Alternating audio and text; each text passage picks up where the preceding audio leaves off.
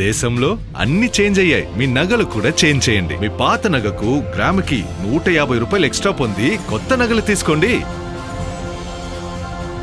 అదే తక్కువ తరుగుకు మీ లలితలో మాత్రమే.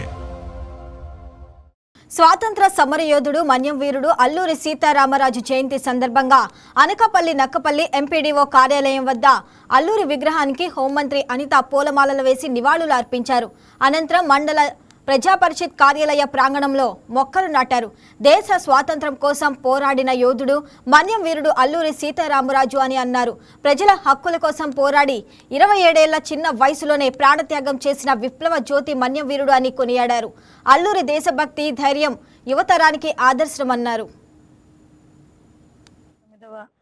జయంతి సందర్భంగా ఈరోజు నక్కపల్లిలో మండల ఆఫీసులో ఉన్న అల్లూరి సీతారామరాజు గారి విగ్రహానికి పూల దండ వేసి నివాళులు అర్పించడం జరిగింది.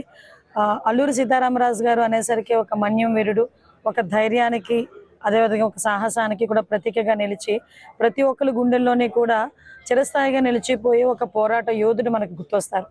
అటువంటి వ్యక్తి మన చుట్టుపక్కల గ్రామాల్లో, మన నర్సీపట్నము, కేడీపేట, తుని, కాకినాడ ఈ పరిసర ప్రాంతాల్లో మన మధ్యలో ఉండి ఇంతకు ముందు స్వతంత్రోద్యమంలో పాల్గొన్న వ్యక్తిగా, అదేవిధంగా అతను స్ఫూర్తి తీసుకొని నిజంగా ఎంతో మంది స్వతంత్ర సమరయోధులు కూడా బయటికి రావడం కూడా జరిగింది. దీన్ని పురస్కరించుకొని అల్లూరి సీతారామరాజు గారి జయంతి వేడుకల్ని రాష్ట్ర వేడుకల కింద చేయాలి, రాష్ట్ర పండుగ కింద చేయాలి అని గౌరవ ముఖ్యమంత్రి గారి ఆదేశాల మేరకు ఈరోజు కేడీపేటలో కూడా ఈ రాష్ట్ర పండుగ అన్నది కూడా అల్లూరి సీతారామరాజు గారి జయంతోత్సవాలని స్టేట్ గవర్నమెంట్ అఫీషియల్ గా కూడా ఈరోజు సెలబ్రేట్ చేయబోతుంది.